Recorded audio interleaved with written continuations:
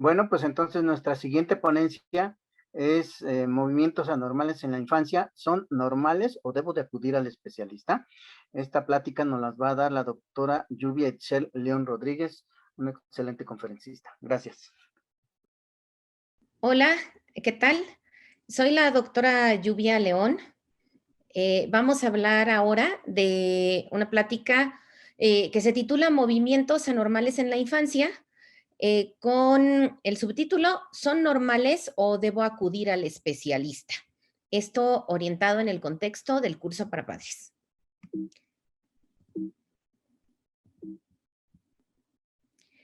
En el programa vamos a ver las generalidades, vamos a ver que existen otros eventos paroxísticos en la infancia. Esto es, paroxísticos quiere decir que ocurren de forma súbita, que no son esperados dentro de lo que el niño está realizando en ese momento, pero que no necesariamente involucran movimiento. Y de los que nosotros, en los que nos vamos a enfocar en esta plática, son en los que sí involucran movimiento. De estos vamos a tener el grupo de los movimientos anormales. Después vamos a distinguir algunos que son los más frecuentes en la infancia y que además algunos de ellos nos orientan a etiologías, es decir, causas que tenemos que investigar un poco más a fondo. Después de esto, ¿en qué casos deberíamos de consultar al especialista? Esto es el neuropediatra. Y cuáles ameritarían tratamiento o se beneficiarían de algún tipo de terapia. En las generalidades, pues tenemos que los movimientos anormales en la infancia son muy, muy comunes en la práctica clínica. Es decir, estos los vamos a encontrar, son mucho más comunes en los niños que en cualquier otra etapa de la vida y lo son más en los recién nacidos y en los lactantes que en cualquier otro momento de la infancia. Sin embargo, se pueden diagnosticar generalmente por un examen físico y una historia clínica. Esto es, raramente necesitamos estudios que sean costosos o que involucren algún tipo de sedación, por ejemplo, como resonancia magnética. Claro que hay excepciones, pero en la gran mayoría no necesitamos este tipo de estudios invasivos. Vamos a ver que nos podemos apoyar muchísimo de lo que es la exploración física en el consultorio, la exploración neurológica, de lo que es el interrogatorio con los papás, todo lo que ellos nos pueden aportar en la situación alrededor de la cual se genera este movimiento. Y también hoy día nos apoyamos mucho en los videos que los papás pueden realizar de su propio niño.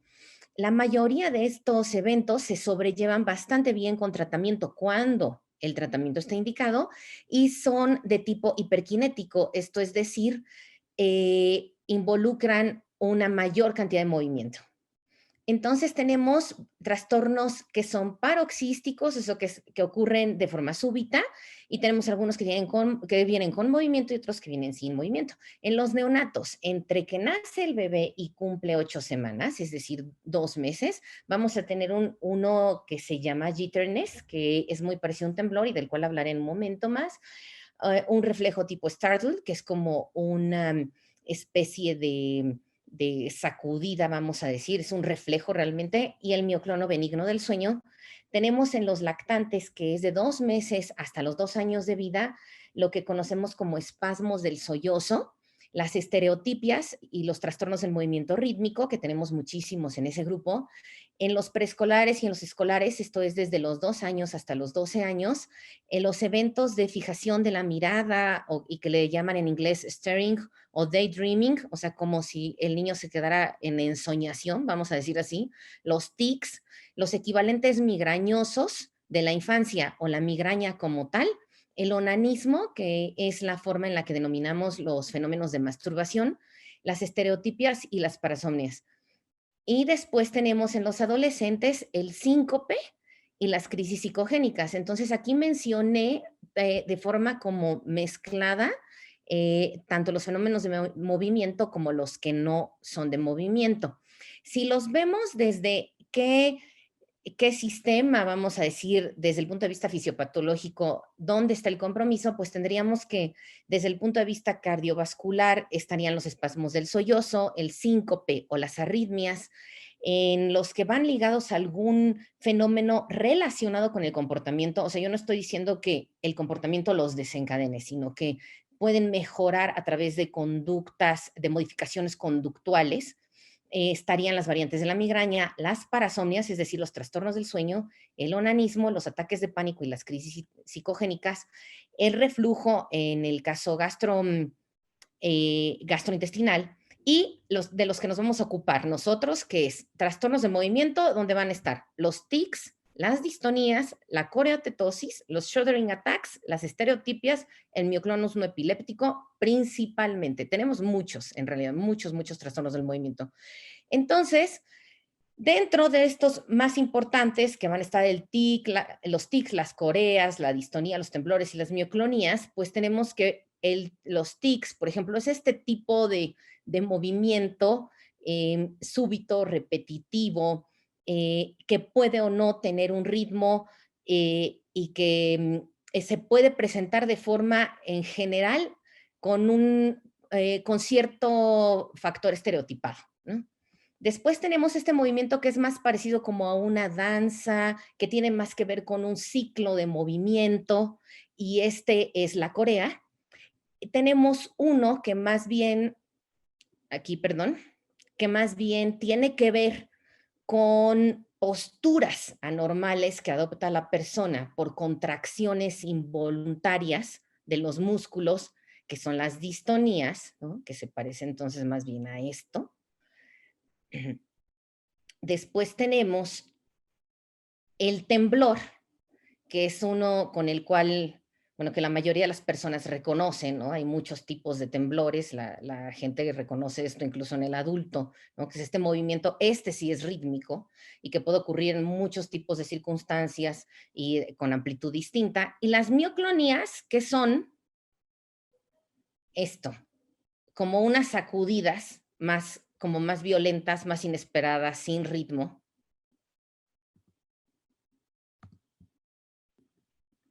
Entonces, pues vamos a ver que en estos trastornos del movimiento, primero vamos a observar en general una cierta dificultad en la ejecución de los movimientos normales para el niño, en algunos casos un trastorno de la postura como tal.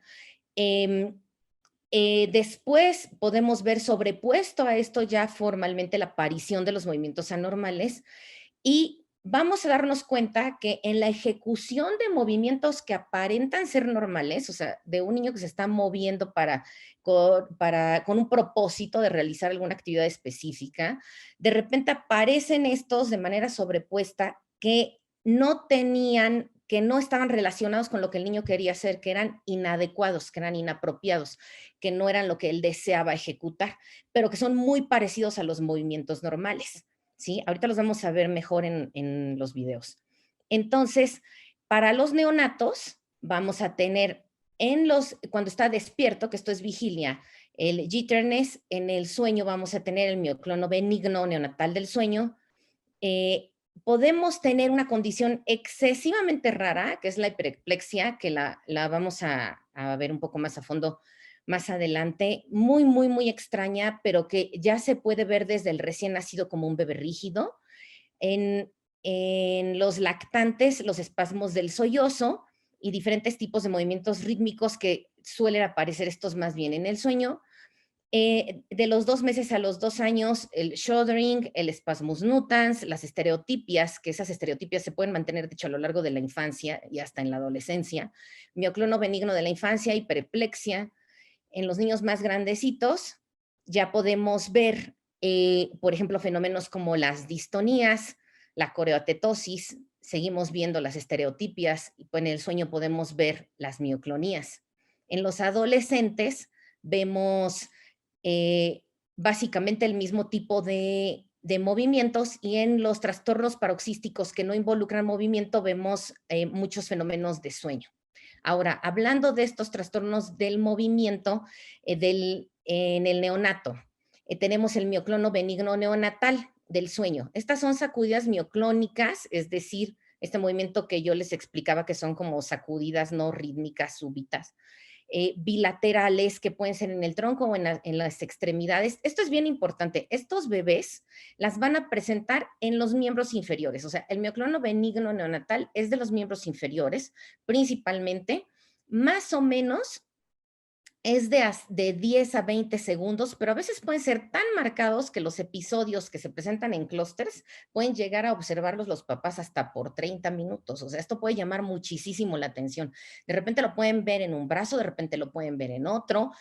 No hay ningún otro signo asociado, en general no hay una alteración autonómica, un cambio en la frecuencia respiratoria, cardíaca, no hay nada de esto, no ocurren jamás en la vigilia, son estímulos sensitivas, o sea, es decir, entre más tocamos al bebé, lo acariciamos, más van a tender a aparecer, ¿sí? Pero son exclusivas del sueño, exclusivas, ¿sí? Cuando mecemos al bebé en dirección cabeza-pies, ¿sí?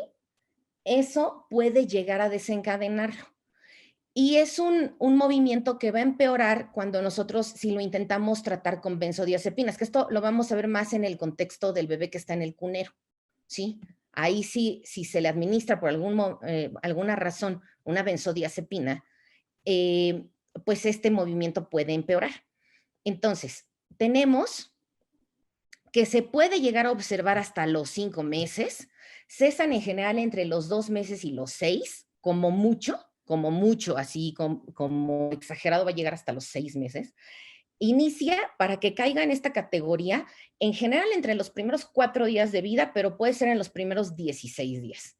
Se autolimitan, ocurren en cualquier fase del sueño realmente y al despertar cesan. Y aquí hay varias condiciones que consideramos que los pueden estar desencadenando o que se cree que los desencadenan o que puede tener que ver, ¿no? O sea que hay un desequilibrio de los neurotransmisores transitorio, una condición genética que puede estar asociada con las redes neuronales en el sueño. Y esto es importante, estos bebés tienen un cierto correlato con que más adelante en la infancia tienen mayor predisposición a presentar estos precursores de la migraña y el tipo vómito cíclico también. Luego tenemos el jitterness, que se asemeja mucho a un temblor. Al final es un tipo de temblor.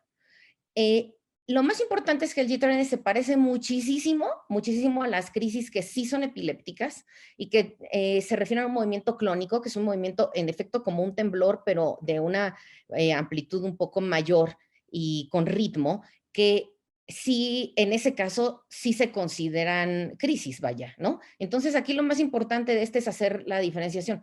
Si lo queremos hacer desde el punto de vista clínico, nos podemos orientar a través de que en general no hay movimientos oculares asociados, no vemos fenómenos autonómicos, igual que en el otro fenómeno que acabo de mencionar. Estas también son estímulos sensitivas, como ocurre en general con este tipo de movimientos anormales de la infancia. Cuando digo estímulos sensitivas, me estoy refiriendo a que tanto se desencadenan por el estímulo táctil, como que además también si yo sujeto pasivamente la extremidad, tienden a ceder estos movimientos. Ahora, sí es importante mencionar que es tan trascendental no confundirse con las crisis, que en el caso sí pudieran considerarse epilépticas, que puede estar indicado hacer un estudio como un electroencefalograma y en el caso, de hecho, un video electroencefalograma para salir de la duda si es que aún cabe, ¿no? Después de haber intentado hacer la caracterización clínica. Después tenemos el bebé rígido o la hiperplexia. Esta es una condición rarísima que se encuentra con muchos nombres en la literatura. Entonces, los nombres con lo que lo pueden ustedes llegar a encontrar es enfermedad familiar de sobresalto y se llama familiar porque se conoce con una asociación o con una forma de herencia autosómico dominante. Es una de las formas de herencia. Esto quiere decir que mamás, hijos, nietos lo pueden llegar a tener, o sea, alguien en cada en cada línea, ¿no? Familiar. También se le llama por lo mismo hiperplexia hereditaria, también la nombran solo con el nombre de hiperplexia, también como síndrome de sobresalto, porque finalmente eso es lo que significa.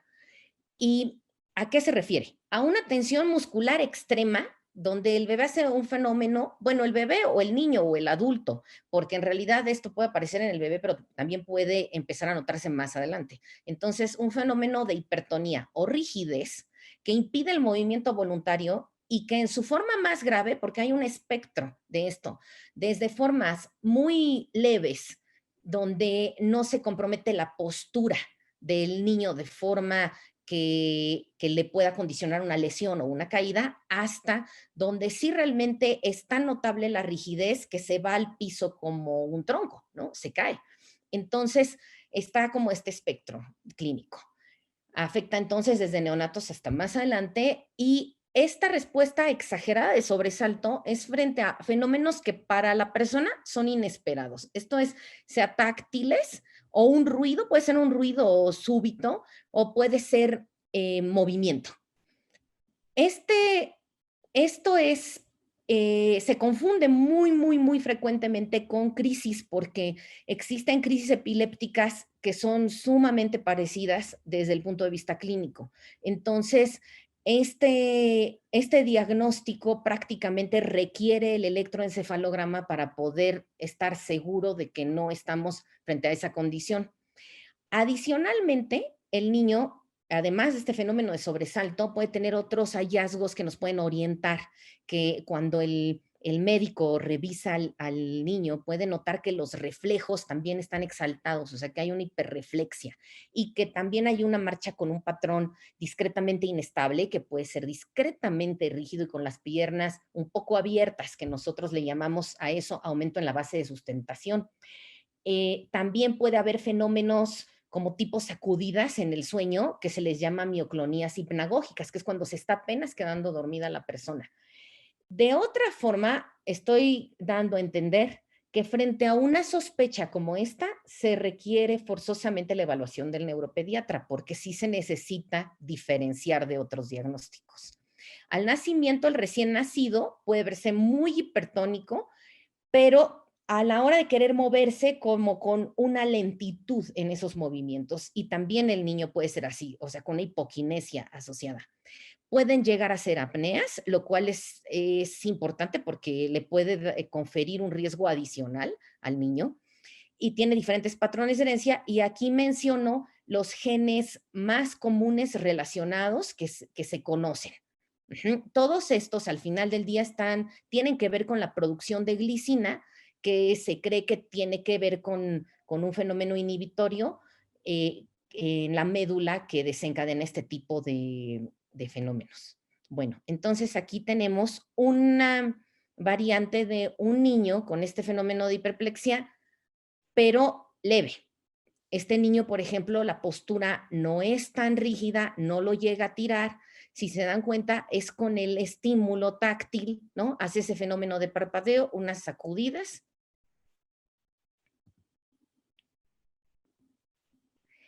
Luego tenemos a los espasmos del sollozo. En los espasmos del sollozo el niño contiene la respiración. Primero viene un estímulo, ¿no? Realmente, o sea, un estímulo que puede ser frustración, llanto en el lactante. Esto es a partir de los 6 meses de vida. Y entonces, como una respuesta a esto, como un reflejo, él contiene la respiración y esto llega hasta el grado de poder llegar a la pérdida del estado de alerta. O sea, el niño de entrada puede ponerse pálido o puede ponerse cianótico, pero sí puede llegar al grado de tener la pérdida del estado de alerta y de forma muy extraordinaria puede presentar una crisis al final de este evento. Estos eventos no le confieren como tal algún daño al niño, no le provocan algún daño al cerebro, vaya, pero son muy angustiantes para los papás o para los maestros o para los familiares que los observan, generan muchísima ansiedad, muchísimo temor y eso lleva a fenómenos de sobreprotección que hace que posteriormente los límites no se marquen de manera adecuada por el temor de que el niño pueda presentar uno de estos eventos si es que llora o si es que se impresiona. Y a veces eso, si el niño percibe que hay alguna ganancia, pues eso puede perpetuar todavía más estos eventos. Ujú. Generalmente, pues es entre los 6 meses y los 2 años de vida, pero sí existen descripciones de que pueden llegar hasta los 4 años y son relativamente frecuentes. Dentro del grupo de todos estos fenómenos, hasta el 5% de la población los puede llegar a presentar. Y tenemos como cuatro formas de caracterizarlos, que sería en primer lugar, pues cianóticos o pálidos, ¿no? Cianóticos, entonces se ponen como moraditos, puede ser por frustración o por dolor, a veces después de la cianosis también ocurre la hipotonía, la pérdida de conciencia, a veces tarda en recuperarse, pero esto es bien importante, ¿no? Hay pérdida de control de esfínteres y no hay posictal. O sea, sí puede ser que el niño se tarde en recuperarse, como que quedó cansado, pero no es lo mismo que quedarse confundido u obnubilado como ocurre en una crisis epiléptica. Los electroencefalogramas en esta condición son normales y pues son inofensivos estos eventos. Ahora, los que son pálidos, se cree que pueden estar más asociados a dolor, pero bueno, en realidad esto puede pasar en cualquiera de los dos casos. Es la palidez seguida de pérdida de la conciencia. Igualmente no hay incontinencia ni posictal. Recuperan el estado de alerta en aproximadamente 1 minuto. En los simples mantienen la respiración, luego hay una exhalación y se precipitan por la frustración, y en los complicados, pues pueden ser severos, pueden ser más severos, y de forma muy esporádica, el electroencefalograma puede tener anormalidades menores, pero no anormalidades francas que permitan dar el diagnóstico de epilepsia. Ujú. Se recomienda grabar, bueno, a los papás se recomienda que graben un video porque ver el evento es mucho más evocador para el médico y es más fácil de diagnosticar. Y sí puede ser que a veces sea propio realizar un electrocardiograma por algunas cardiopatías que pueden presentarse con fenómenos similares a esto. Y otra cosa que es mandatoria es buscar que el bebé no tenga anemia, porque una deficiencia de hierro puede hacer que estos eventos se presenten con mayor facilidad. Entonces ya dijimos el tema de las medidas disciplinarias, que estas de forma habitual no necesitan tratamiento farmacológico. Hay algunas excepciones. Esto es otra de las cosas que vale la pena discutir con el especialista, sobre todo si uno está frente a un electroencefalograma normal, entonces, o la frecuencia de los eventos es muy elevada, o el niño tiene alguna alteración en la exploración neurológica o en el neurodesarrollo, pues definitivamente sí amerita la evaluación del especialista. Usualmente no duran más de 1 minuto. ¿Qué se puede hacer? Pues en el momento tomar el tiempo que dura, ver que el niño esté cómodo. Puede funcionar colocar algo frío en la cabeza del niño y sobre todo no sobre reaccionar. Intentar distraerlos, ¿no? Pero sin llamar la atención sobre el evento, sin darle demasiada importancia. Y no sobre reaccionar, especialmente donde el niño podría obtener una ganancia, como es en el contexto de un berrinche. O sea que esto más es con los papás con los que uno tiene que trabajar, ¿no? Aquí está uno, aquí está el bebé, estaba llorando, ¿no? De repente empieza a contener la respiración y van a ver cómo va a comenzar a ponerse cianótico.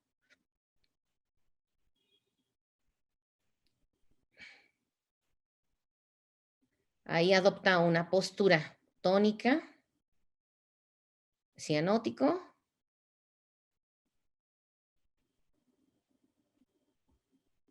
y tiene un desvanecimiento. Y ya regreso.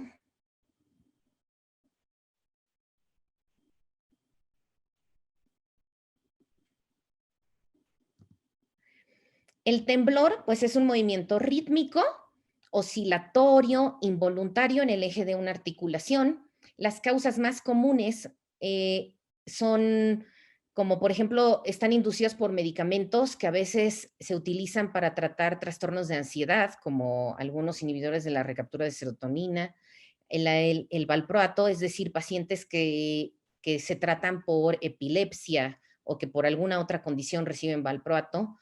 El litio, que no es algo que ocupemos seguido en la infancia, albuterol, estimulantes, sí puede ser, o cafeína, que posiblemente en el adolescente.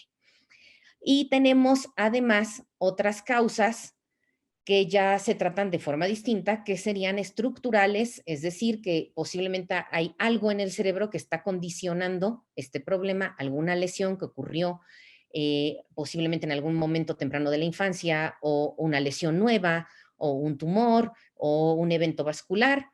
Hay causas metabólicas y hay causas hereditarias. Metabólicas, por ejemplo, relacionadas a un problema en los electrolitos o en el calcio, y como decía, hereditarias, ¿no? ¿Cuándo a este temblor, que es uno de los más comunes, o sea, uno de los movimientos anormales más comunes que nos vamos a encontrar, cuándo va a valer la pena realizar estudios, ¿no? Pues la verdad es que con el temblor, sí, si no tenemos de forma muy evidente durante la exploración, o sea, si el médico en el interrogatorio y en la exploración no tiene una causa muy evidente a la cual adjudicarle un temblor que acaba de aparecer, sí está indicado hacer estudios básicos que podrían ser de tiroides, de vitamina B12, en algunos contextos ceruloplasmina para enfermedad de Wilson, naturalmente que eso no lo vamos a sospechar en todo el mundo, niveles séricos de los fármacos, por ejemplo, valproato para los niños que toman de forma crónica esos medicamentos. Y cuando tenemos un temblor que solamente está en un lugar, o sea, por ejemplo, que está en una mano, voy a pensar, o que está en un piecito, o sea, en vez de estar de forma generalizada, es focal o es unilateral, o tiene algún otro dato clínico agregado, definitivamente puede estar indicado realizar la resonancia magnética. Tenemos diferentes tipos de tratamiento, entre los cuales el más común es el propranolol, pero también está la primidona, el topiramato. Y dentro de los tipos de temblor tenemos los shuddering attacks, que es algo específicamente de los lactantes, que son movimientos involuntarios, tipo temblor en realidad, de la cabeza y de las extremidades superiores que ocurren durante actividades normales del lactante y que no comprometen la conciencia. Entonces, estos son nada más en la vigilia, o sea, nada más cuando está despierto. Se parecen a un temblor como de frío, ¿no? Como si tuviera escalofríos, a eso se parece, como a escalofríos. Y pueden llegar a ser muy, muy, muy frecuentes. O sea, puede llegar a ser el bebé a cada rato, breves, pero muy frecuentes. Y sí debo reconocer que algunas veces cuando están acompañados de fenómenos como esto que voy a explicar de cambios en expresión facial, pueden llegar a confundirse con crisis epilépticas y definitivamente en ese contexto ameritan electroencefalograma. ¿Cuáles son esas modificaciones de la expresión facial? Bueno, por ejemplo, el staring, o sea, que es como el quedarse viendo fijo, una desviación ocular discreta, apretar los labios o los dientes o bruxismo, o sea, como un discreto rechinido. Uh-huh. Duración, pues es de pocos segunditos, o sea, puede ser a lo mejor 3, 4 segundos hasta 15 segundos, pero la frecuencia, desde que pueden ser un par de eventos a lo mejor en el día o un evento al día o uno cada tercer día o 2 a la semana, hasta que pueden ser cientos de veces al día. Entonces, puede ser algo que llame tanto la atención y que inquiete tanto a los papás que realmente justifique un abordaje, ¿no? Examen neurológico va a ser siempre normal. El electroencefalograma tiene que ser normal para que esto se pueda diagnosticar. No requieren tratamiento y mejoran espontáneamente con el desarrollo. Cuando digo no requieren tratamiento, no estoy diciendo que no puedan mejorar de repente con el tratamiento, porque a lo mejor la mayoría uno esperaría que empeoren con los antiepilépticos, pero algunos posiblemente podrían mejorar con levetiracetam, pero eso no quiere decir que lo requiere, porque darle levetiracetam, que es un antiepiléptico, podría al final a un fenómeno que no le causa ningún daño al niño, sí podría traernos los efectos adversos que vienen junto con el antiepiléptico y entonces no estaría justificado, ¿sí? Mejoran espontáneamente con el desarrollo y aquí tenemos un ejemplo. Entonces aquí está el bebé, está sentado en su sillita, ¿no? Estira los bracitos y hace ese temblorcito leve y tiene esa modificación en el gesto de la carita. Y los ojitos, que es muy, muy similar a algunas crisis. Tenemos las distonías. Las distonías son contracciones musculares involuntarias, pero estas contracciones son sostenidas sostenidas o pueden ser también intermitentes, que causan ya sea torsiones o bien una postura anormal o movimientos repetitivos o una combinación de todos estos. Pueden ser nada más de un brazo, pueden ser de la mitad del cuerpo, pueden darse en el mismo momento en diferentes lugares, pueden ser de todo el cuerpo, ¿sí? Y la clasificación por tipo también tenemos que son las que son aisladas, que hoy día las conocemos como genéticas y que hay muchas mutaciones, bueno, asociadas a esto y que algunas de ellas responden bien a un tratamiento farmacológico específico y de ahí que sea tan importante diagnosticarlas y que también algunas de ellas pueden tener un factor familiar. Y tenemos además las que son combinadas, es decir, estas distonías aparecen en el contexto de otra enfermedad, o sea, son degenerativas, son por un problema a lo mejor de una enfermedad crónica degenerativa o están en el contexto de una parálisis cerebral, que la parálisis cerebral no es degenerativa, pero que es una condición crónica que se puede acompañar de movimientos anormales con muchísima frecuencia, o pueden ser a consecuencia de un traumatismo, por ejemplo, ¿sí? Entonces, estas distonías pertenecen al grupo de movimientos que ahí sí realmente es muy raro que una distonía a priori asumamos que es normal. Sí existen algunas pequeñas distonías oculares que pueden presentar los niños y que no estén ligadas a un mal pronóstico, por ejemplo, pero son diagnósticos en realidad de descarte. O sea, son niños que sí necesitan evaluación neurológica de forma definitiva para distinguir que no son secundarias a otra entidad de mayor importancia.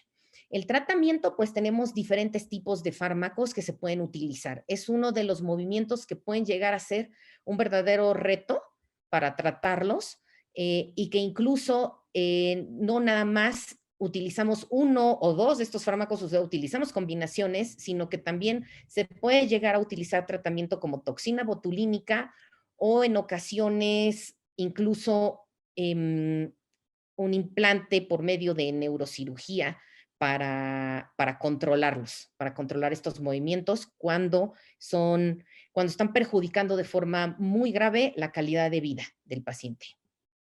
Tenemos el spasmus nutans, que es una forma de nistagmo que inicia en los primeros 2 años de vida.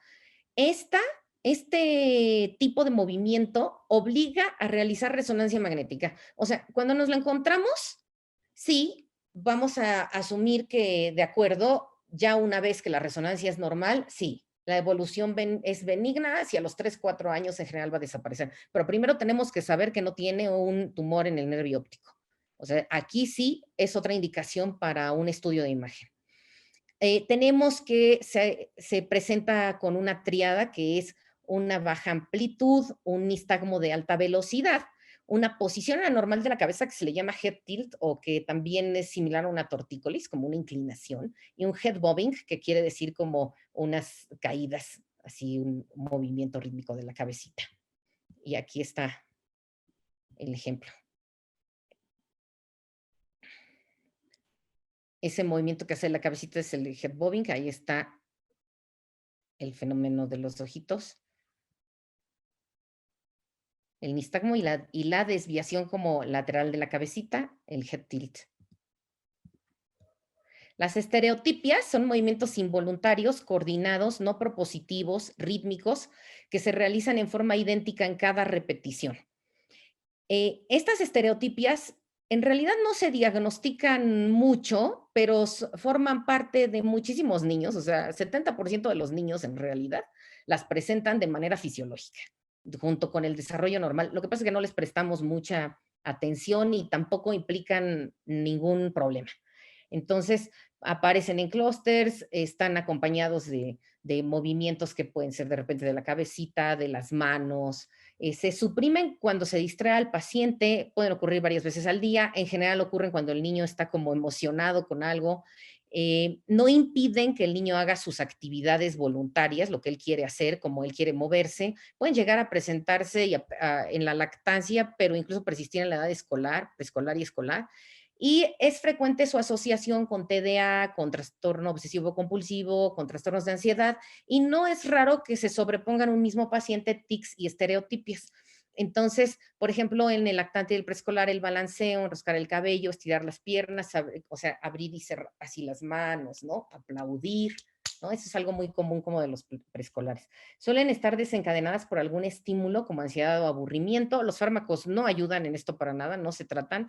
Y tenemos otras complejas asociadas, por ejemplo, a trastorno espectro autista, casi siempre en los miembros superiores, acompañadas de mocas faciales o ruidos guturales. Tenemos el mioclonus benigno de la infancia, que es raro, que son espasmos no epilépticos muy similares al síndrome de West, que vienen clústeres de espasmos de la cabeza, tronco o extremidades, con parpadeos, sacudidas breves. Es una combinación de estos movimientos, ¿no? Con mioclonias del tronco, extremidades o episodios de head nodding.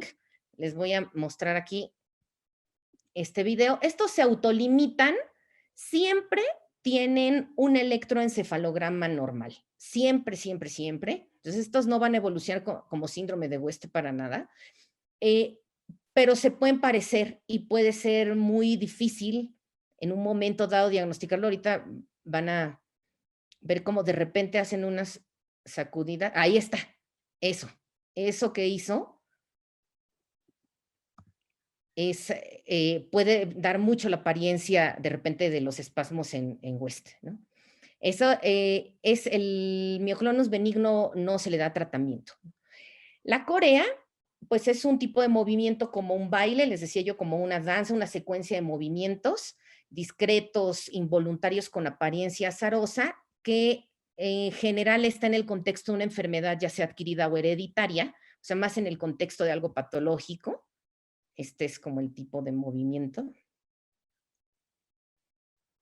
Si se dan cuenta, los niños se vuelven muy expertos en disfrazar sus movimientos. O sea, ellos hacen muchos movimientos, como los sobreponen a los movimientos anormales que hacen como para no llamar la atención, sobre todo los escolares o los adolescentes, que son los que notan eso.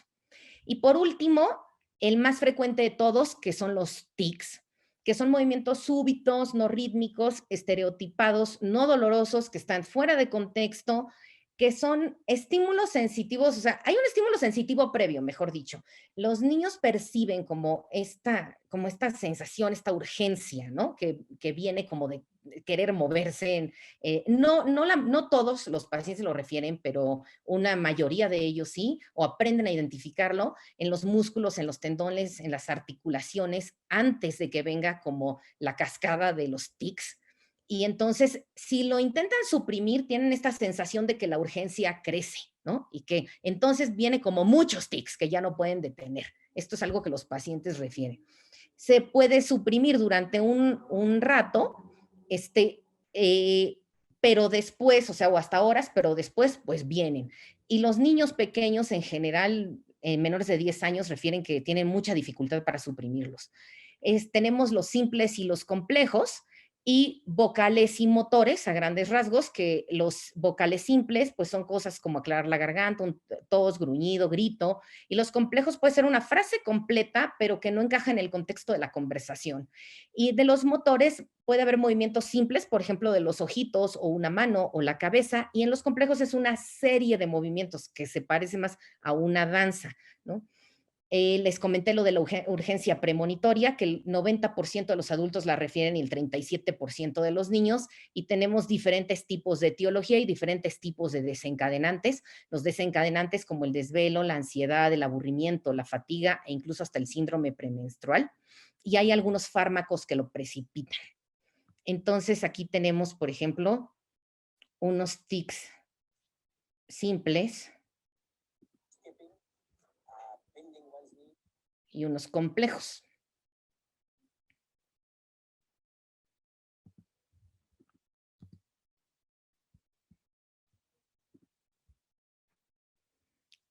Pueden llegar a ser muy, muy, muy disruptivos en la vida del paciente.